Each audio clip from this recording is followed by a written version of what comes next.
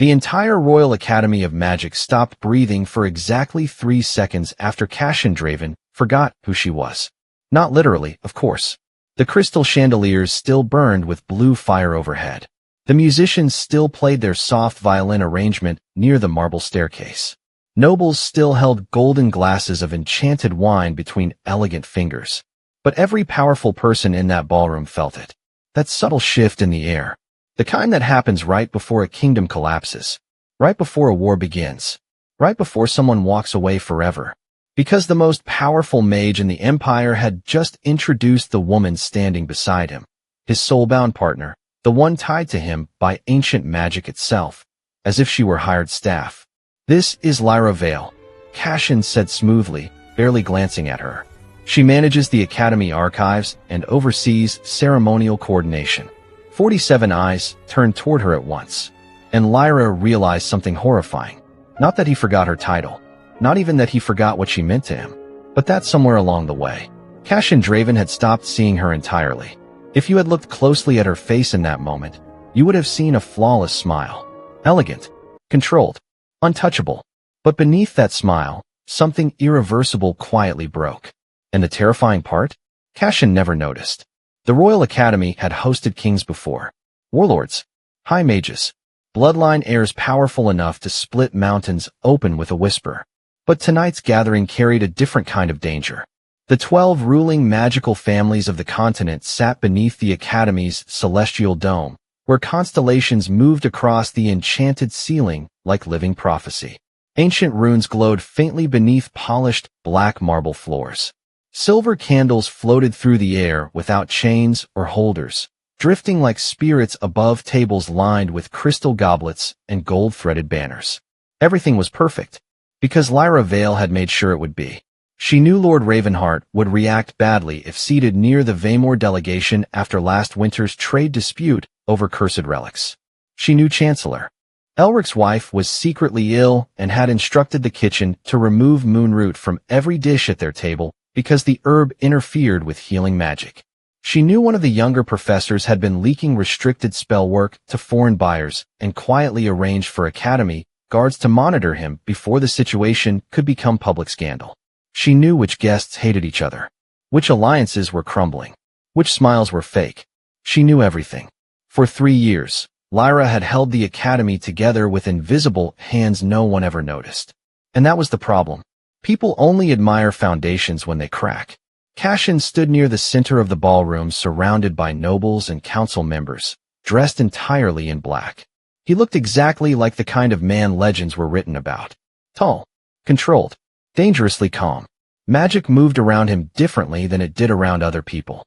Even standing still, he carried the terrifying stillness of restrained power, like a storm waiting behind glass. The Empire worshipped him. Students feared him. Politicians respected him. Enemies avoided him. And Lyra used to believe he loved her.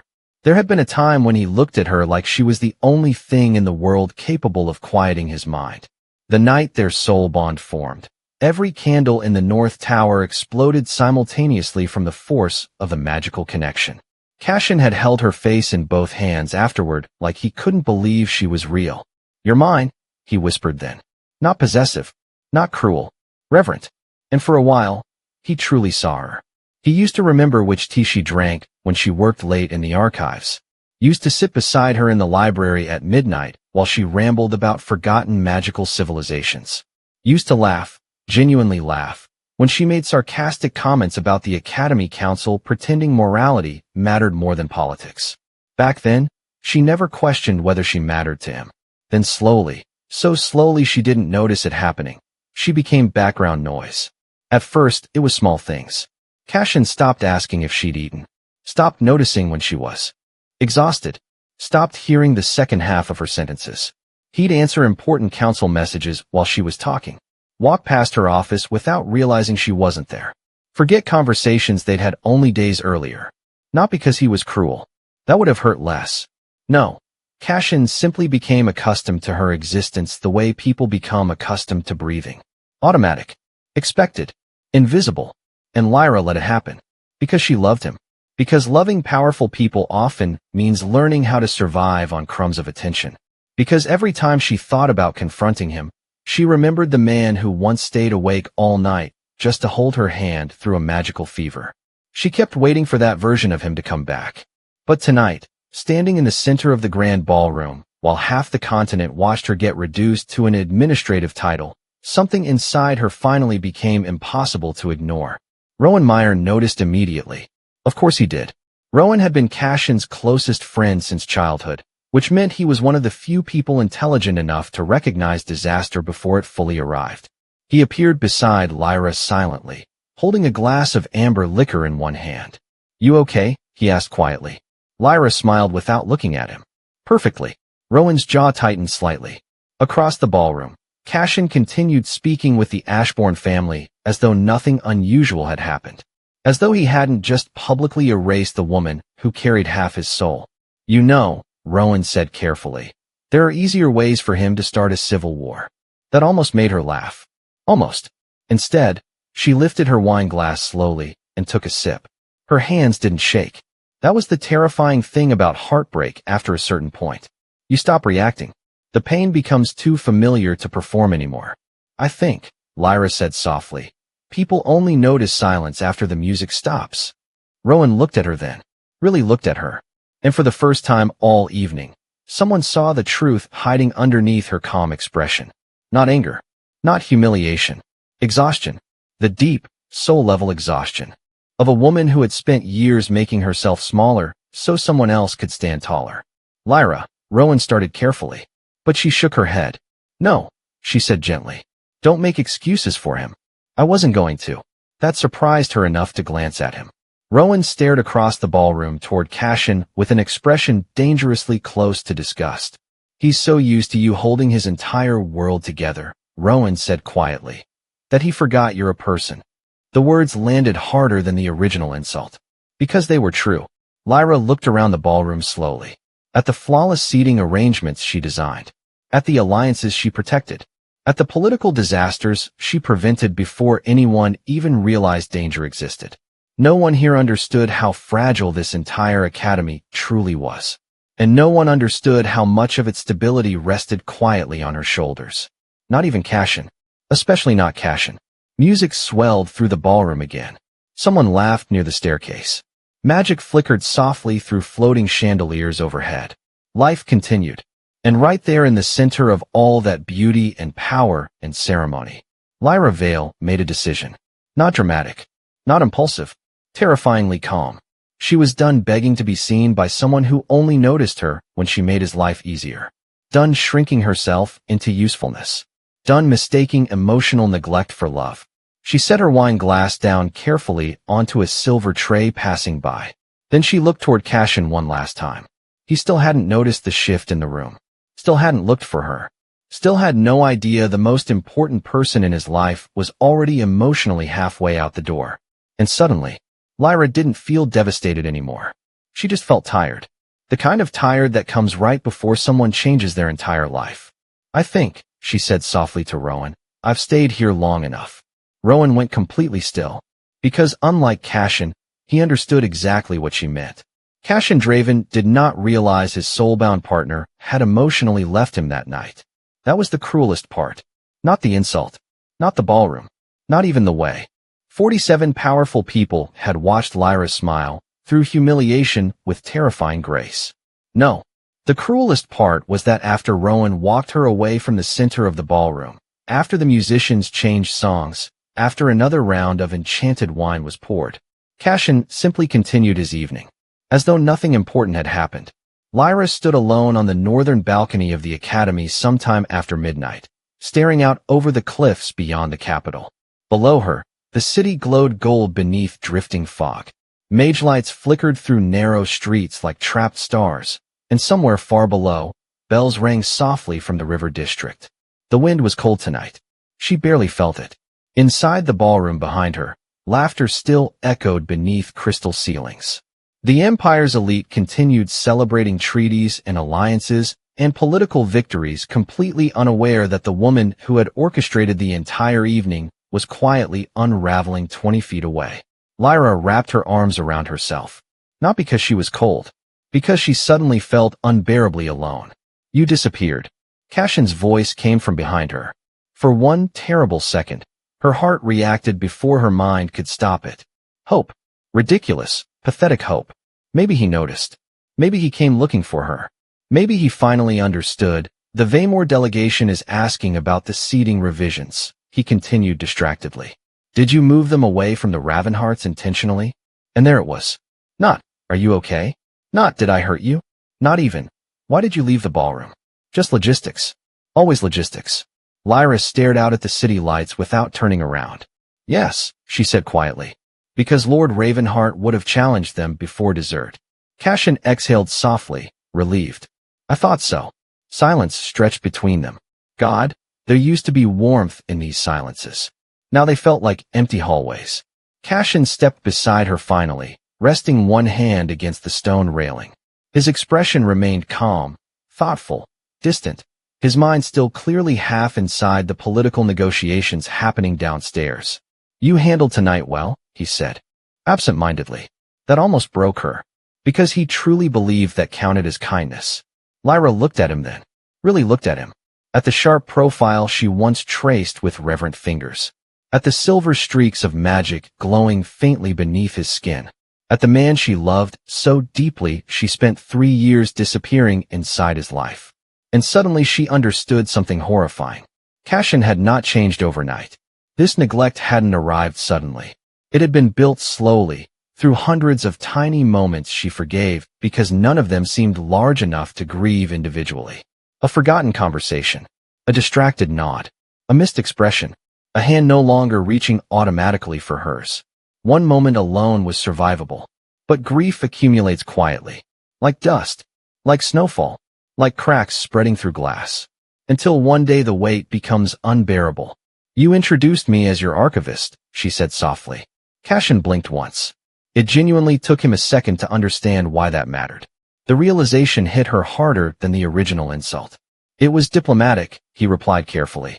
The council families already question how much influence you have over academy operations. Using formal titles tonight was politically safer. Safer. Lyra almost laughed. Of course there was a strategic explanation. There always was. Cashin could rationalize emotional devastation better than anyone she had ever met. And what exactly, she asked quietly, is unsafe about acknowledging me? His brow furrowed slightly. You know that's not what I meant. No, she said. I honestly don't anymore. That finally got his attention. Cashin turned toward her fully now, studying her face with the faint confusion of someone realizing a conversation has become serious without understanding how. Lyra, you forgot me. His expression sharpened immediately. I did not forget you. You introduced me like I organize paperwork. You do oversee academy archives. That's not who I am to you. The words landed harder than she intended. Cashin stared at her silently. And the worst part? He looked genuinely blindsided. Like this conflict had appeared from nowhere. Like the last 3 years hadn't happened right in front of him. I don't understand what you want me to say, he admitted finally. The sentence hollowed something out inside her chest. Because there it was. The truth. He didn't understand. Not because he was malicious. Not because he didn't care. But because somewhere along the way, Lyra's emotional existence had stopped registering as something requiring attention. Cashin loved her the way people love oxygen. Necessary. Constant. Taken completely for granted. And love without awareness eventually becomes neglect. You know what the saddest part is? Lyra asked quietly. Cashin remained silent. I kept making excuses for you. Her voice stayed calm. Too calm. When you stopped listening, I told myself you were stressed. When you stopped noticing me, I told myself leadership was exhausting. When you walked past me in the library last winter without realizing I was there, her throat tightened slightly. I convinced myself I was overreacting. Cashin's expression shifted then, very slightly, confusion giving way to discomfort. You're making this sound intentional. I know it wasn't intentional, she whispered. That's why it hurts so much. Wind swept across the balcony, stirring her dark hair across her shoulders. Inside the ballroom, applause erupted somewhere beneath the chandeliers. Neither of them moved. I have spent 3 years, Lyra said softly, holding your world together so carefully that you never noticed it could fall apart. Cashin opened his mouth, closed it again, because for the first time all evening, he didn't have a strategic answer. Lyra looked away before he could see the tears gathering in her eyes. She hated crying in front of him now. Not because he would mock her, because he would look uncomfortable. And somehow that felt worse. I know the names of every servant in this academy, she continued quietly. I know which students are struggling, which professors are drinking too much, which alliances are unstable, which council members secretly hate each other. A bitter smile touched her lips. I know exactly how much sugar you put in your tea when you haven't slept. Cashin's face tightened almost imperceptibly. But you, she whispered, don't even notice when I disappear from a room. Silence. Heavy. Breathing. Alive. For the first time in years, Cashin looked unsettled. Not angry. Not defensive. Unsteady. As though some invisible structure beneath his feet had shifted slightly. That's not true, he said finally, quieter now. Lyra turned toward him slowly. Then tell me something about me. Cashin froze. She watched it happen in real time. Watched the brilliant, terrifyingly intelligent man who could memorize ancient spell matrices in minutes suddenly search desperately for an answer to a question that should have been effortless. Her favorite book. Her fears. What made her laugh lately? What she wanted outside the academy. Anything. Just one thing that proved he still saw her as a person instead of a permanent fixture in his life. Cashin said nothing. And the silence that followed was so painful Lyra physically felt something inside herself give way. Not dramatically. Not loudly. Just quietly. Like a thread finally snapping after being pulled too tight for too long. Cashin saw her expression change. Saw something close behind her eyes. Panic flickered across his face for the first time all night. Lyra. But she stepped backward before he could touch her. That stopped him completely. Because she had never pulled away from him before. Not once. I'm tired, she said softly. And she wasn't talking about the evening anymore. She was talking about all of it. The loneliness. The invisibility.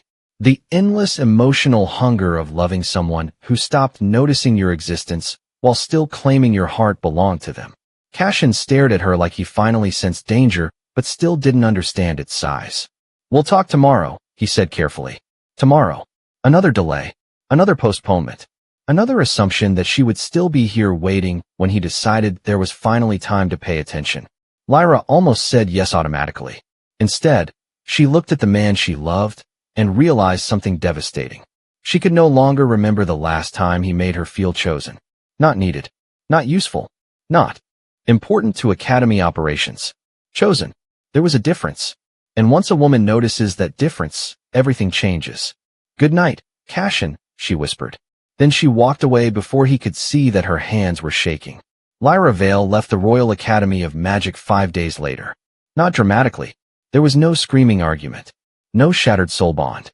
No public confrontation beneath the celestial dome where half the Empire could witness the downfall of Cashin Draven's perfect life. That would have been easier. No. Lyra left the way exhausted people leave. Quietly. Like someone slipping out of a burning house long before the flames become visible. The academy slept beneath winter rain the night she made her decision final. Moonlight flickered weakly across black towers and silver rooftops while storms rolled across the mountains beyond the capital.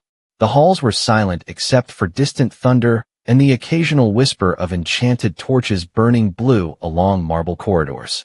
Lyra sat alone in the archives tower surrounded by thousands of ancient books. Her books. Her sanctuary. The only place inside the academy where she still felt remotely visible. A single candle burned beside her while rain tapped softly against stained glass windows overhead. In front of her rested an unfinished letter. Cashin, the ink had stopped there for almost 20 minutes. Because how do you explain to someone that they didn't lose you all at once? How do you explain that abandonment can happen while two people still share the same bed? Lyra stared at the page until the words blurred. Then finally, slowly, she began writing. I think the cruelest thing you ever did was make me feel lonely while standing beside you. Her hand trembled slightly. Not from anger. From grief. I kept waiting for you to notice me again. I kept believing the man who once memorized my heartbeat would come back. But love cannot survive indefinitely inside neglect. The candlelight flickered harder as thunder rolled overhead. Below the tower, somewhere deep in the academy grounds, students laughed while crossing rain-soaked courtyards. Life continuing. Always continuing. Even while hearts quietly broke behind closed doors. Lyra swallowed hard, and continued writing. You never meant to hurt me. That's what makes this unbearable. Because if you had been cruel, I could have hated you. Instead, you simply stopped seeing me. And I loved you enough to disappear, trying to earn your attention back. A tear landed on the paper. She stared at it for a long moment before folding the letter carefully. Then she placed it inside her journal instead of sending it. Just like all the other unsent truths she'd buried over the years. The decision itself came strangely calmly after that. Once she admitted the truth to herself, the rest became logistics.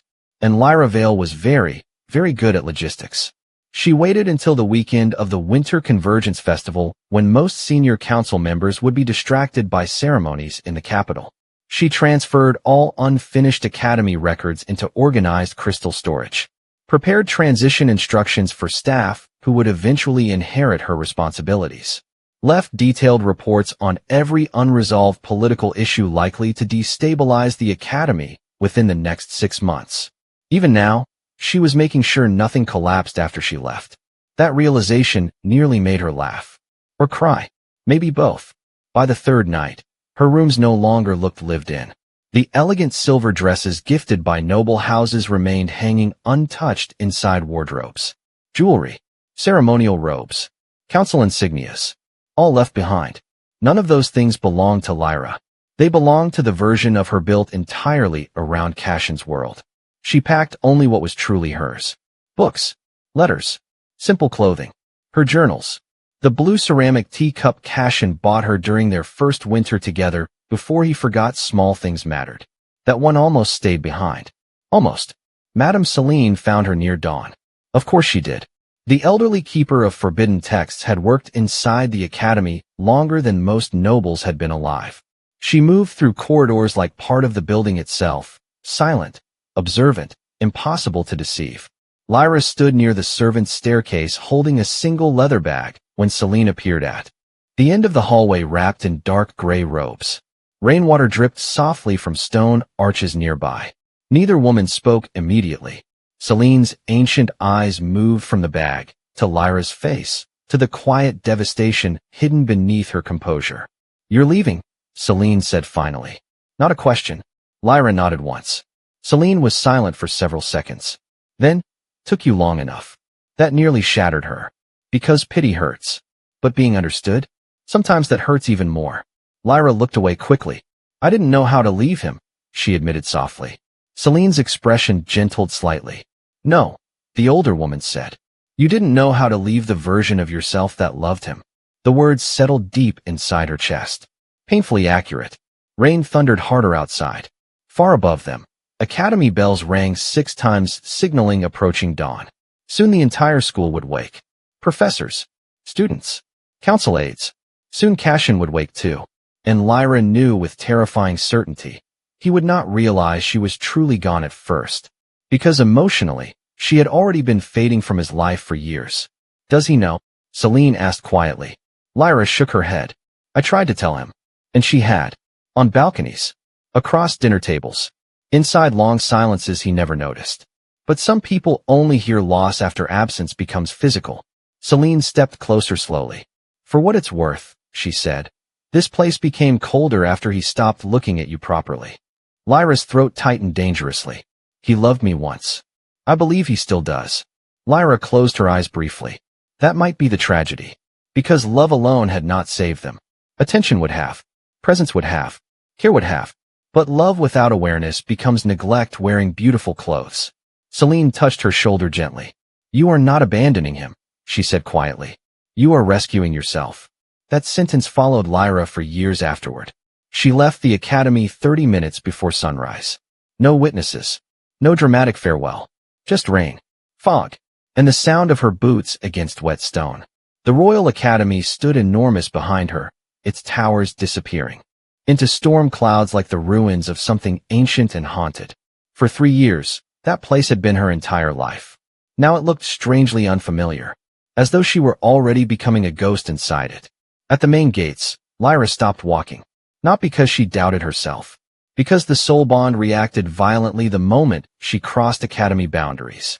Pain burst through her chest sharp enough to steal her breath. Magic surged beneath her skin. The bond recognized separation. Recognized distance. Recognized loss. Her knees nearly buckled. Mate. The voice wasn't human. It was the ancient instinctive part of the soul bond itself. Return. Lyra pressed trembling fingers against her chest, breathing hard. For one horrible second, she almost turned back. Because bonds like theirs were not designed for departure. They were designed for permanence. For loyalty. For endurance. For forever. But forever means nothing when one person slowly disappears inside it. Tears blurred her vision. I can't survive loving him like this anymore, she whispered into the rain. Then, shaking violently, Lyra reached inward toward the bond itself. Toward the golden thread connecting her soul to Cashin's. And using a forbidden technique she'd spent weeks secretly researching inside restricted archives, she forced the bond into dormancy. The pain was indescribable. Not physical. Existential. Like ripping sunlight out of her bloodstream. The golden warmth connecting them dimmed slowly, then weaker, then distant. Not broken. Never broken. But sleeping. Silent. Cold. Her entire body shook afterward. But for the first time in years, the constant ache of emotional starvation disappeared too. Lyra stood there in the rain breathing hard while the storm swallowed the academy behind her. Then finally, without looking back again, she walked away. Cashin Draven did not panic on the first morning. That would have required understanding. When he woke to an empty bed and cold sheets beside him, he merely frowned. Lyra rose early often. Too early, in his opinion. She had always been the sort of woman who treated dawn like a responsibility, not a time of day. She would be in the archives tower. Probably, reviewing council records or reorganizing another impossible mess before anyone else realized it existed. So Cashin dressed, crossed the room without urgency, and reached for the cup of black tea that was usually waiting for him beside the eastern window. It wasn't there. That was the first wrong thing. Small. Absurdly small. And somehow irritating. He stood staring at the empty table for several seconds, unable to explain why the absence bothered him. Then he dismissed it. Servants made mistakes. Routines failed. The world did not tilt because one cup of tea was missing. Cashin Draven had survived assassination attempts, political coups, cursed blood trials, and the collapse of 2 foreign alliances before breakfast. He could survive making his own tea. By noon, however, he had found 6 more wrong things. The Chancellor's briefing arrived incomplete. The West Wing faculty dispute he expected to be resolved had apparently escalated into formal complaint. 2 noble families were seated in the same waiting chamber despite a blood feud older than the Academy's south wall. A first-year student with unstable lightning magic had been assigned to the wrong training group and nearly burned through a stone pillar. And no one knew where the revised council schedule was. Ask Lyra, Cashin said automatically. The aide standing before his desk hesitated. That hesitation pulled his attention up from the stack of correspondence in front of him. What? The young man swallowed. Lady Vale is not in the archives, sir. Cashin's pen paused. Then check her rooms. We did. Something cold brushed the base of his spine. Only for a moment. Not fear yet.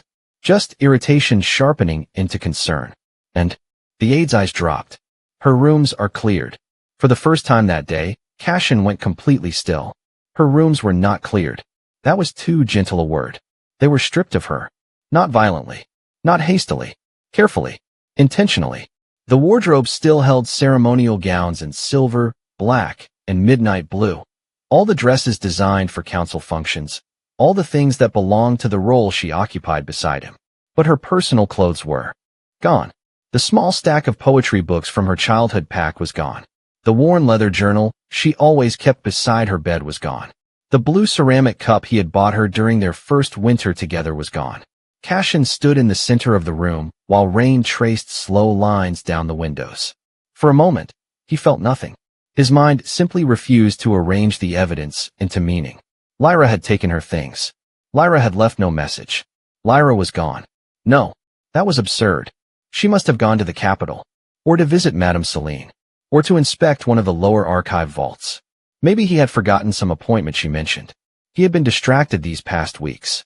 The council negotiations, the Convergence Festival, the Vaymore delegation, she had probably told him, and he had only half heard. The thought should have comforted him. Instead, it landed like a blade. Half heard. How many things had he half heard? Cashin turned sharply toward the nearest servant.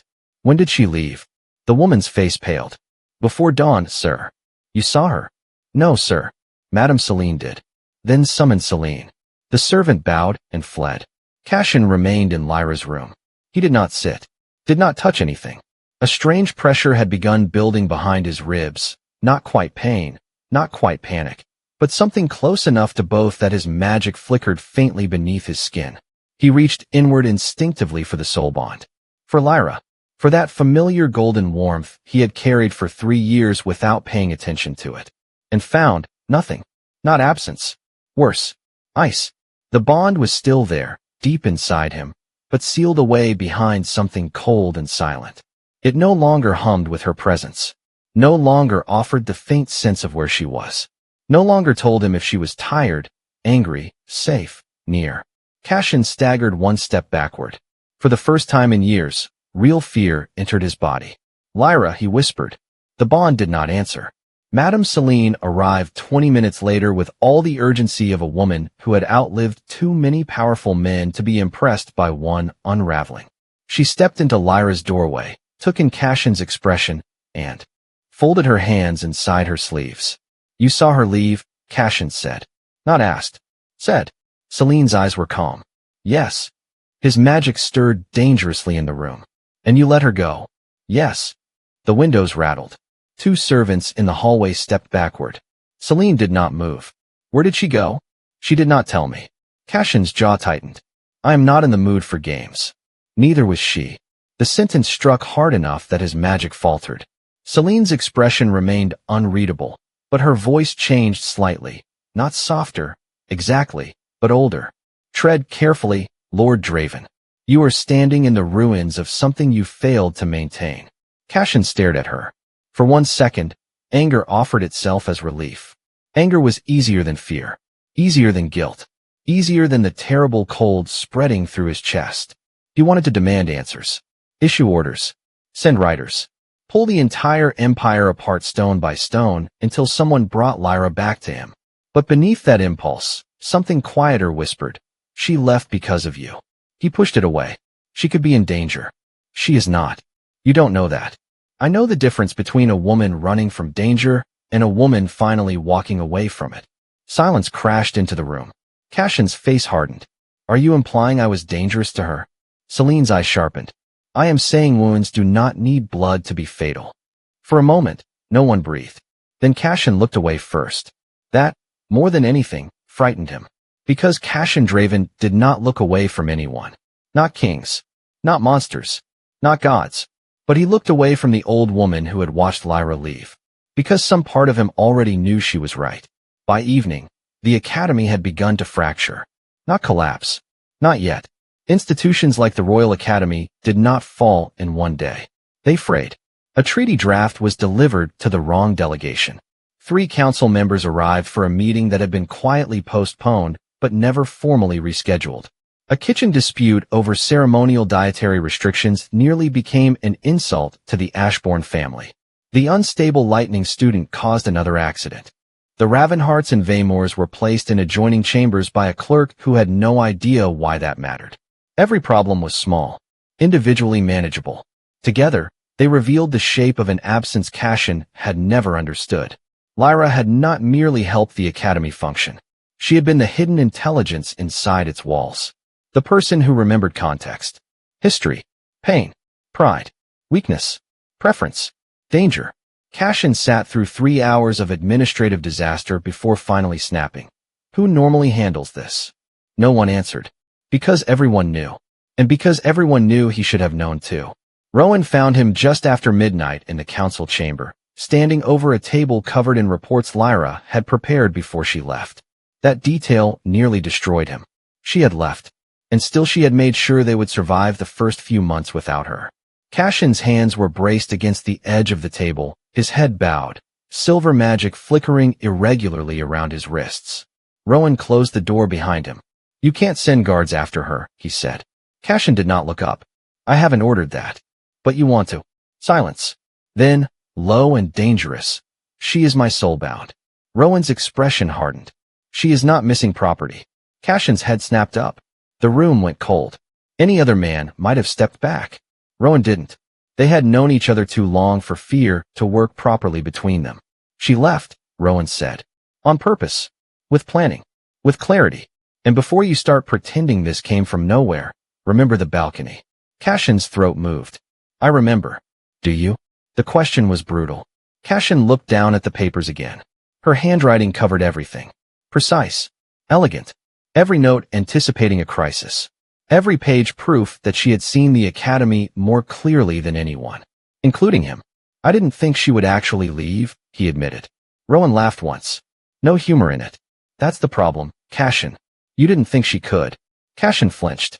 Barely. But Rowan saw it. You thought the bond made her permanent. You thought love meant she would endure whatever shape your neglect took. You thought because she stayed through the first 1,000 small hurts, she would stay through all of them. Each sentence hit like a spell designed to break bone. Cashin said nothing. Because denial required evidence. And he had none. Rowan stepped closer. You didn't lose her 5 days ago. You lost her slowly. Every time she tried to speak, and you chose a report instead. Every time she solved a crisis, and you called it efficiency. Every time she stood beside you, and you treated her like furniture in your life. Cashin's hands curled into fists. I love her. I know.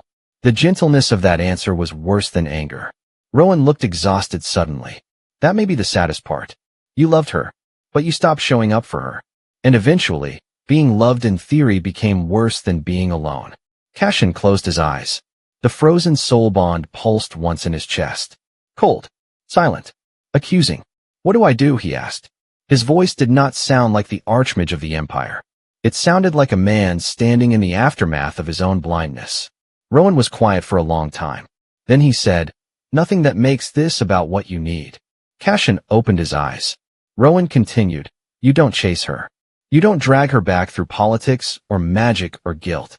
You don't invoke the soul bond like a legal claim. You let her be free long enough to find out whether she would ever choose you without being bound.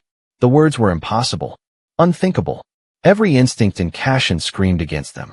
Find her. Bring her back. Fix it. But Lyra's last words on the balcony came back to him. You don't even notice when I disappear from a room. He had noticed now. Too late. Cashin looked at the reports she left behind, at the empty chair beside his, at the cold bond inside his chest. And for the first time since Lyra Vale walked into his life, he understood that loving someone did not mean they belonged to you. It meant you could lose them, especially if you forgot to see them while they were still standing beside you. For the first time in 3 years, Lyra Vale woke up in a room where no one expected anything from her.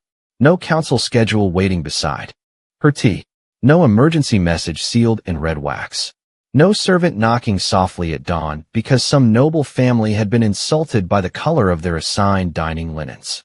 No Cashin. Just a small rented room above a quiet apothecary in the border town of Hollowmere. Sunlight slipping through thin curtains, and the unfamiliar sound of her own breathing. At first, the silence terrified her. Not because it was empty, because it was hers. Lyra lay still beneath a faded quilt, staring at the wooden ceiling beams, waiting for guilt to strike. It did. Of course it did. Guilt came like an old habit. She thought of the academy waking without her, of students she used to protect, of staff members who knew to find her before disasters became official, of Cashin standing in the ruins of systems she had built so carefully he never even realized they existed. Then the dormant soul bond shifted faintly in her chest.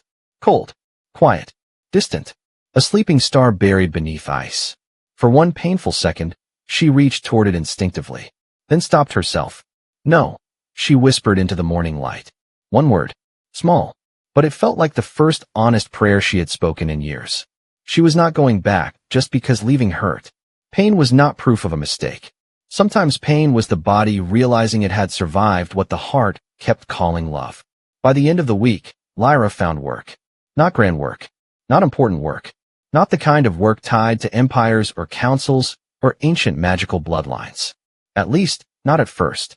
The apothecary downstairs belonged to a sharp-eyed woman named Marin Hollow, who had no patience for titles and even less patience for women who apologized before asking for bread.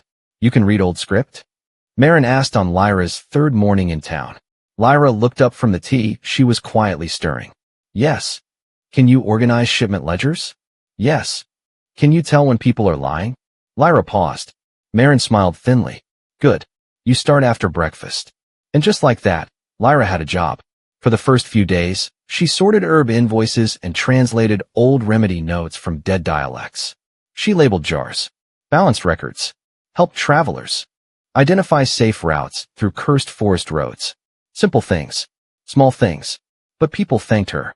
That was the strange part. Marin thanked her when she corrected an inventory error. A farmer thanked her when she noticed the charm around his daughter's wrist had been woven incorrectly and would have worsened the child's fever. A traveling mage thanked her when she quietly warned him that the man offering him a map was selling false paths to desperate people. No one called her indispensable. No one bowed. No one expected her to carry an institution on her back and smile while doing it. They simply saw something she had done and acknowledged it. The first time it happened, Lyra had to step outside behind the apothecary and press a hand over her mouth until the tears passed. She had not realized how starved she was for ordinary gratitude. Meanwhile, the academy began learning the shape of her absence. Cashin did not collapse. Men like him rarely collapsed where others could see. Instead, he became sharper, quieter, more controlled in public and more fractured in private. He stopped sleeping properly, stopped drinking tea because he could never make it taste the way Lyra had, stopped sitting in the chair near the eastern window because that was where she used to curl up with reports balanced on her knees, reading 3 crises ahead of everyone else. Every room had become evidence. Every routine had become accusation. And the academy itself refused to let him forget. Problems Lyra once solved invisibly now arrived at his desk bloody and loud. 2 noble heirs dueled in the west courtyard because no one had warned them their families were negotiating against each other. A professor resigned after months of exhaustion Lyra had clearly documented in private wellness reports Cashin had never read. The Ashbourne delegation threatened to withdraw support after a junior aide sent them a treaty draft using outdated honorifics. Small failures. Embarrassing failures. The kind of failures Cashin once believed beneath his attention. Now they gathered around him like ghosts. On the 12th night after Lyra left, Rowan found him in the archives tower. Cashin sat at Lyra's old desk, surrounded by her notes. Not official documents. Personal ones. Not diaries, exactly, but small observations written in the margins of academy life. Professor Hale, pride wounded more than authority. Needs public respect before private correction. Mira Voss, pretending arrogance, actually terrified of failing entrance trials. Councilman Arden, never challenged directly in front of lower-ranking mages. Will retaliate from humiliation. Cashin read them for hours. Page after page of attention. Not strategy. Care. Lyra had not merely managed people. She had understood them. Rowan stood quietly in the doorway before saying, "You're torturing yourself." Cashin did not look up. "No. I'm studying." "She isn't a subject." "I know." The answer came too fast. Too raw. Cashin finally lifted his eyes. "I didn't know this was what leadership looked like to her." Rowan stepped inside. "What did you think it was?" Cashin looked back at the notes. Control. Order. Authority. And now. His throat tightened. Remembering people are people. Rowan said nothing. Because there was nothing to add. That was the beginning of Cashin's change. Not redemption. Not yet. Redemption was too generous a word for the early, ugly stage of realizing you had failed someone who loved you. At first, he simply tried not to repeat old patterns. He learned the names of kitchen staff. Not because it would impress Lyra. Because he should have known them. He asked Professor Hale why he looked exhausted instead of demanding overdue reports. He personally apologized to the Ashbourne delegation without blaming the aide. He stopped letting people call Lyra's former work administrative support. She was not support, he said once, cold enough to silence an entire council meeting. She was the reason this place functioned. Word of that reached Hollowmere 3 weeks later. Marin heard it first from a traveling courier and repeated it while grinding silverleaf into powder. "Your archmage is making speeches about you now." Lyra did not look up from the ledger. "He is not my archmage." Marin hummed. "No, but he sounds like a guilty one." Lyra's pen paused. Guilt. She had expected guilt from him eventually. Maybe regret. Maybe loneliness. But guilt was not change. Guilt could still be selfish. Guilt could still be about wanting relief more than wanting repair. So Lyra kept working. Kept waking early. Kept learning the town. She discovered which baker burned cinnamon rolls every Thursday, because his left hand shook after an old curse injury. She learned Marin pretended not to care about anyone, but secretly left medicine on doorsteps at night. She learned Hollowmere survived not through power, but through mutual noticing. A fragile web of ordinary people paying attention. And slowly, Lyra began to breathe differently. Deeper. Like her lungs had belonged to someone else for years, and were only now being returned. Then, one evening, a delegation arrived from 2 neighboring territories on the edge of war. Not academy nobles. Not polished council mages. Border leaders. Tired. Angry. Armed. They came to Marin's apothecary because the town magistrate had heard there was a woman upstairs who could hear the truth under what people were saying. Lyra almost refused. Then she listened to them argue for 5 minutes and understood the entire conflict. It was not about land. It was about grief. One side had lost children to a beast attack near an unmarked border path. The other side had failed to send help because they believed the warning flare was a territorial trap. Both sides had built rage around shame. Lyra asked 3 questions. Only 3. By midnight, weapons were lowered. By dawn, both groups had agreed to shared patrol routes and a memorial marker instead of retaliation. When they left, one of the border leaders pressed a silver coin into her palm. For your judgment, he said. Lyra stared at the coin after he walked away. Payment. Not allowance. Not ceremonial stipend. Not resources granted through Cashin's household. Payment for her skill. Her work. Her mind. Something inside her chest loosened.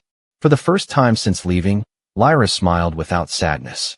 Back at the academy, Cashin received news of the mediation 2 days later. He read the report once. Then again. Then a third time. Rowan watched from across the office. She's building. Something, Rowan said. Cashin's fingers tightened around the paper. Yes. You understand what that means? Cashin closed his eyes briefly. It meant she was surviving. It meant she was becoming someone outside him. It meant if she ever returned, it would not be because she had nowhere else to go. And if she never returned, he would have to live knowing that freedom suited her better than his love had. Yes, Cashin said quietly. I understand. But understanding did not stop the ache. That night, he drafted a letter. Not asking her to come home. Not apologizing in dramatic language. Not promising the impossible. Just 6 words. I am learning to see properly. He stared at the letter until the candle burned low. Then he folded it, sealed it, and did not send it. Because for once, Cashin Draven understood that his need to be heard did not matter more than her need for peace. And far away in Hollowmere, Lyra Vale slept through the night for the first time in years. The first time Cashin saw Lyra again, she was standing in the middle of a crowded border hall with ink on her fingers and sunlight in her hair, and she looked nothing like the woman he had lost. That realization nearly destroyed him. Not because she looked worse. Because she looked alive. 3 months after Lyra left the Royal Academy, her name had begun traveling farther than Hollowmere. Quietly at first. Whispers between merchants. Mentions in border taverns. Rumors passed through diplomatic circles about a woman who could end territorial disputes without threats, without force, without bloodshed. The mediator from Hollowmere. The woman who sees through lies. The former academy strategist. No one set her connection to Cashin first anymore. That was new. And strangely, it hurt more than he expected. Cashin received the official report during a council session.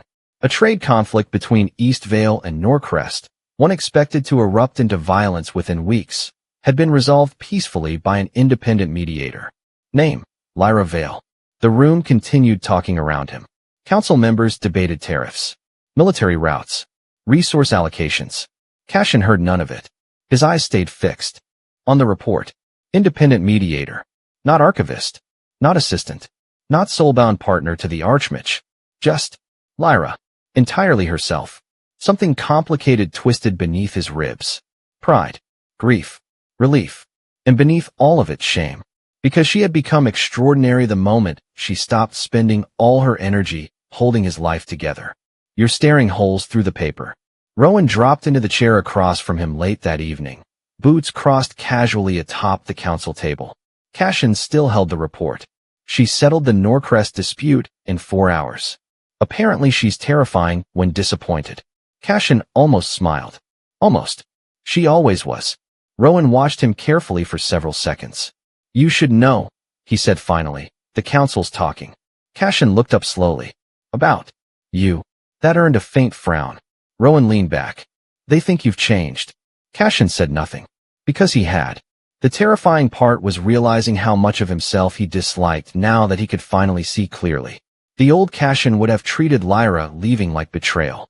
Would have pursued her relentlessly. Used influence. Used law. Used the soul bond itself, if necessary. Instead, he let her go. Not because he stopped loving her. Because he finally understood love could become another form of possession if you weren't careful. You know what the council can't figure out? Rowan continued quietly. Cashin waited. You've stopped making rooms colder. That startled him enough to glance up. Rowan shrugged. You used to walk into meetings like war was inevitable. Everyone braced around you. A pause. Now you actually listen before speaking. Cashin leaned back slowly. Lyra used to. The answer came automatically. Because that was the horrifying thing about grief after self-awareness finally arrives. You start recognizing pieces of the person you lost inside the person you're trying to become. The invitation arrived 2 weeks later. Not from Lyra. From the Border Mediation Coalition. A formal request for the Royal Academy to send representation to an interterritorial peace summit near Hollowmere. Rowan found Cashin holding the letter with the expression of a man standing at the edge of a cliff. You don't have to go, Rowan said carefully. Cashin looked down at the Academy seal on his sleeve. Yes, he said quietly. I do. The summit hall stood near the edge of Lake Edris where silver water reflected mountain light like shattered glass. Neutral territory. No noble banners. No royal insignias. No elevated thrones designed to remind weaker people who mattered most. Just long wooden tables and tired leaders trying not to kill each other. Cashin entered surrounded by Academy representatives and immediately felt the shift. People noticed him. Of course they did. The Archmage of the Empire rarely appeared outside formal power structures. But then something else happened. No one approached him first. Their attention moved past him, toward the woman standing near the eastern windows. Lyra. Cashin forgot how to breathe. She wore no ceremonial robes now. No silver Academy silk. No council insignias. Just dark clothing with rolled sleeves and ink stains near one wrist.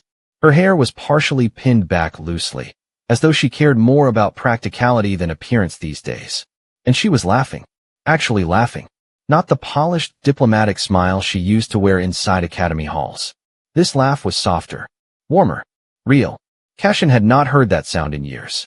The grief of realizing he once made her sound like that hit him so suddenly he physically stopped walking. Lyra turned slightly then, saw him, and the entire room disappeared. The soul bond stirred instantly beneath the ice. Not fully awake, but no longer silent either. A pulse. A recognition. A quiet ache stretching between them after months apart. Cashin watched surprise flicker across her face. Then caution. Then something far more dangerous. Calm. Not anger. Not heartbreak. Calm meant she had learned how to survive without him. And suddenly, for the first time since she left, Cashin truly understood he might never get her back. The summit lasted 6 hours. Lyra treated him exactly the way she treated everyone else. Professionally. Politely. Distantly. And somehow that hurt more than hatred would have. She listened carefully when he spoke during negotiations. Acknowledged his ideas. Countered them when necessary. Never once allowed emotion to disrupt her composure. She no longer orbited him. That was the difference. Inside the Academy, even during her unhappiest moments, part of her attention had always remained unconsciously tuned toward him. Now, she had become her own center of gravity. Cashin found himself watching small things. The way other mediators respected her instantly. The way exhausted border leaders relaxed when she entered conversations. The way she remembered details about everyone in the room. One man mentioned a sick daughter in passing during lunch. 3 hours later, Lyra quietly handed him the name of a healer near South Ridge, specializing in curse fevers. No performance. No need for praise. Just attention. God, how had he lived beside this woman for years without understanding what she truly was? Near sunset, the summit finally ended. Leaders dispersed slowly toward lakeside lodges and campfires while twilight settled over the mountains. Cashin almost left. He should have. Instead, he found himself standing near the dock outside watching Lyra organize final transport documents beside the water. For several long moments, neither spoke. The lake moved gently beneath fading light. Finally, quietly. You look happier. Lyra's hands paused over the papers. Not shocked. Not defensive. Just thoughtful. I am, she admitted. Honesty. Always honesty now. Cashin swallowed hard. That's good. She looked at him then. Really looked at him. And for one unbearable second he saw recognition in her eyes. Not of the archmage, not of political power, but of the man who once sat beside her in libraries at midnight before he forgot how to stay emotionally present. You've changed, she said softly. Cashin laughed once under his breath. I'm trying to. That's different. He nodded slowly. Yes. Wind moved across the lake between them. Cashin looked down briefly before speaking again. I didn't come here to pressure you. I know. I didn't even know if you'd want to speak to me. Lyra studied him quietly. You're listening differently now. The observation nearly broke him. Because she was right. The old Cashin listened to respond. To solve. To manage. This version listened because losing her taught him attention was a form of love. I should have listened years ago, he admitted. Yes, she said simply. No cruelty. No dramatic accusation. Just truth. And somehow truth cut deepest. Cashin stared out across the darkening lake. I used to think loving someone was enough, he said quietly. I thought devotion existed automatically once the soul bond formed. His throat tightened. I didn't understand love could still starve if you stopped feeding it. Silence. Then softly, it can. He looked at her again. The woman who had once built her entire life around his world now stood before him complete without him. And strangely, that made him love her more, not less. Because now he could finally see her clearly. Not as support. Not as permanence. Not as the silent force holding his life together. But as a person entirely capable of walking away if she was not cherished properly. Lyra, he said quietly. I don't expect forgiveness. Her expression softened slightly. That's the first reason I considered speaking to you again. The word stunned him. She stepped closer then. Not enough to touch. Just enough that he could feel the dormant soul bond react faintly between them like embers beneath snow. I need you to understand something, she said carefully. Leaving you saved me. Cashin closed his eyes briefly. Pain flashed across his face. But when he opened them again, he nodded. I know. And if there's ever, she hesitated, anything between us again, his entire body went still. It cannot cost me myself. The sentence settled between them like sacred law. Cashin answered immediately. It won't. Lyra held his gaze for several long seconds. Measuring. Evaluating. Looking for truth instead of promises. Finally she said softly. You don't get to love me by needing me anymore. The old version of him would have panicked hearing that. This version understood. Love was not ownership. Not dependency. Not assuming someone would stay because magic tied them to you. Love was attention. Choice. Care repeated consistently over time. Cashin. Not at once. Then I'll learn how to love you properly. For the first time since he arrived. Lyra smiled. Small. Tired. Real. And somewhere deep beneath the sleeping soul bond, something warm flickered back to life. Cashin Draven began courting her again the way ordinary men courted women they feared losing. Carefully. Patiently. Without assuming love guaranteed access. And for a man who once moved through the world like destiny itself bent around him, that change was nothing short of brutal. The first gift he sent arrived 3 days after the summit at Lake Edris. Not jewels. Not enchanted relics. Not one of the absurdly expensive magical artifacts noblemen used when they wanted forgiveness without self-awareness. It was tea. A small wooden box containing 3 carefully wrapped blends from a mountain region Lyra once mentioned missing during winter. No letter. No dramatic apology. Just a single handwritten label tucked beneath the lid. For the mornings you still forget to eat. Lyra stared at the box for nearly a full minute. Then she laughed quietly despite herself. Because years ago, before everything between them became heavy with silence and neglect, Cashin used to notice things like that. The fact she skipped meals while working. The way she drank stronger tea when stressed. The way she rubbed her wrist after long hours writing reports. Tiny things. Human things. The kind of details people only remember when they are truly paying attention. Marin found her standing motionless in the apothecary kitchen, holding the tea box. Well, the older woman said dryly. That expression usually means either heartbreak or competence.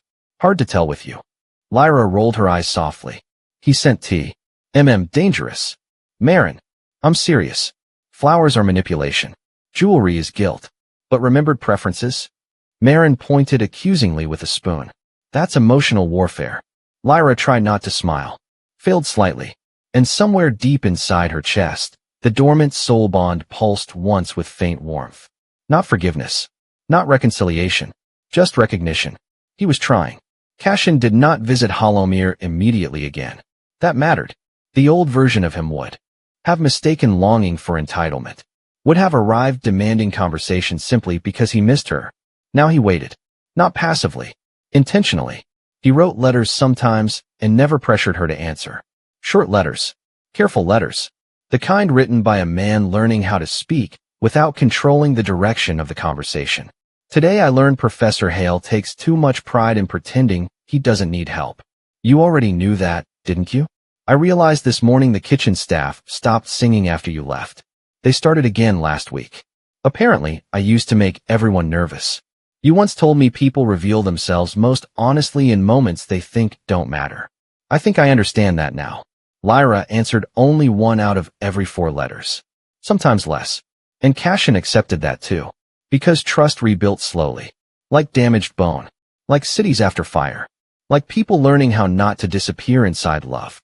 Winter softened into early spring. Hollowmere bloomed carefully. The frozen river paths thawed first, followed by market squares crowded again with travelers and merchants carrying stories from distant territories. Lyra's reputation grew with the season. She mediated trade disputes, settled magical inheritance conflicts, negotiated peace between rival border clans who had spent generations hating each other for reasons neither side fully remembered anymore. And through all of it, something inside her continued changing too. Not hardening. That surprised her most. After leaving the academy, she expected freedom to make her colder somehow. More guarded. Less willing to love deeply. Instead, she became more herself. She laughed easier now. Slept through most nights. Stopped apologizing before speaking. And slowly, terrifyingly, she stopped measuring her worth by whether someone chose her. That was the true healing. Not escaping Cashin. Escaping the version of herself who believed love required self-erasure. The second time Cashin visited Hollowmere, he arrived alone. No academy guards. No formal robes. No political entourage. Just dark clothing, travel dust on his boots, and visible exhaustion beneath his eyes. Lyra found him standing outside Marin's apothecary, holding a paper bag from the bakery across the street. You walked 3 districts carrying pastries? She asked incredulously. Cashin looked mildly offended. They're still warm.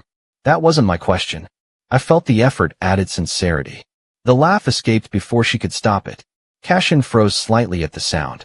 God, that expression nearly wrecked her. Because he looked like a starving man hearing music again after months of silence. Lyra's smile faded softer this time. You can come upstairs, she said quietly. The apartment above the apothecary was painfully small compared to the academy quarters she once shared with him. 1 couch, 2 bookshelves, a narrow kitchen with cracked blue tile near the sink. Cashin looked around slowly as she unpacked the pastries. Not judging. Observing. Learning. You painted the walls, he said eventually. Lyra glanced over. Yes. They're lighter than your academy rooms. My academy rooms weren't mine. The truth settled heavily between them. Cashin lowered his eyes briefly. You deserved better there. I deserved to exist there. That hit harder. He nodded once. Yes. No defense. No excuses. Just acceptance. Another change. They ate in relative silence at first. Not uncomfortable silence. Careful silence. Like 2 people learning a language they once spoke fluently, but somehow forgot. Finally Cashin said quietly. Rowan told me you mediated the Blackwater negotiations. Lyra groaned softly. Please tell me the council isn't discussing my work again. They are. That's horrifying. It's admiration. She snorted lightly. From politicians? Impossible. Cashin smiled then. A real smile. Small. Crooked. Dangerously familiar. And suddenly Lyra remembered exactly why loving him used to feel effortless. Not because he was powerful. Because beneath all that terrifying control, Cashin could be unexpectedly gentle when he allowed himself to be human. The realization scared her. Because it would have been easier if she stopped loving him entirely. But love had never truly been the problem. Being unseen was. Cashin watched her quietly across the table. Then, after a long pause, I know this doesn't fix anything. Lyra looked up. The changes. The letters. Me trying. His voice remained calm, but painfully honest. I know effort after damage doesn't erase damage. Her chest tightened unexpectedly. Because the old Cashin always approached conflict like something to solve efficiently. This version understood healing was not transactional. You really are different, she murmured. I had to become different. The simplicity of that answer hurt. Cashin leaned back slightly. The worst part, he admitted quietly, was realizing I genuinely believed I loved you well. Lyra's throat tightened. I know. I thought devotion and protection were enough. His jaw shifted slightly. I never realized someone could feel lonely while being loved by me. The honesty in his voice stripped something raw open between them. For years, Lyra had imagined this conversation. Imagined finally explaining the loneliness, the invisibility, the exhaustion of emotionally starving beside someone who claimed to love you. But now that it was happening, she realized something strange. She no longer needed him to understand in order to survive. That changed everything. Because now she could choose him freely instead of desperately. Cashin studied her expression carefully. What are you thinking? Lyra hesitated, then answered honestly. I think this is the first conversation we've had in years where I don't feel smaller than you. The words visibly hit him. Not because they were cruel. Because they were true. Cashin looked down at his hands for several seconds before speaking again. I spent so long believing leadership meant carrying everything alone. His voice lowered. I think I turned everyone around me into support structures instead of people. Lyra leaned against the counter quietly. And now I think love might just be attention repeated consistently. God, that sentence nearly shattered every wall she rebuilt. Because it was exactly what she spent years trying to explain without ever finding the language. Cashin met her eyes carefully. You once told me people become invisible slowly. I remember. I think. Seeing someone properly is also slow. His expression softened painfully. But I'm trying to learn. Silence stretched between them again. Outside, rain tapped softly against hollow mirror windows. Downstairs, Marin shouted at someone attempting to haggle herb prices badly. Life moved around them gently, ordinarily, and for the first time, Lyra allowed herself to imagine something dangerous, not returning to the past, but building something entirely new. Not archmage and silent supporter, not powerful man and self-erasing woman. Just two people, equal, aware, choosing each other consciously. The possibility frightened her more than leaving ever had, because leaving only required pain. Trying again would require trust. Cashin stood slowly. I should go before the bakery owner realizes I stole half his cinnamon stock. Lyra laughed softly again. He paused near the doorway, not reaching for her, not assuming touch, not asking for reassurance. Another change. Thank you, he said quietly. For what? For letting me know you still exist beyond my mistakes. Her breath caught unexpectedly. Cashin opened the door carefully, then stopped. Lyra. Yes. He looked at her the way he used to years ago. Not distracted. Not absent. Present. Fully present. I would rather spend the rest of my life earning your trust honestly, he said softly, than spend one more year being loved automatically while failing you. And this time, when the soul bond stirred warmly beneath her ribs, Lyra did not force it quiet again. And somewhere beyond the mountains of Hollowmere, beyond the ruined silences of the academy, beyond the version of themselves that once confused love with permanence, two people were learning something neither power nor destiny had ever taught them before. That being chosen by magic is not the same thing as being cherished. That love cannot survive on history alone. And that sometimes the bravest thing a person can do is walk away long enough to remember who they are without someone else's shadow covering their light. Cashin finally learned that devotion means nothing without attention. And Lyra finally learned that being loved should never require becoming invisible. But the real question is, if someone broke your heart slowly instead of suddenly, if they loved you, but stopped truly seeing you, would you stay and hope they change? Or would you choose yourself the way Lyra did? Tell me in the comments. Backhand index pointing right. At what moment do you think Cashin realized he was truly losing her? Backhand index pointing right. And if you were Lyra, would you have come back? Don't forget to like, subscribe, and turn on notifications for more emotional fantasy stories about love, power, heartbreak, and healing. Because sometimes the most magical thing in the world is being seen properly by the person you love.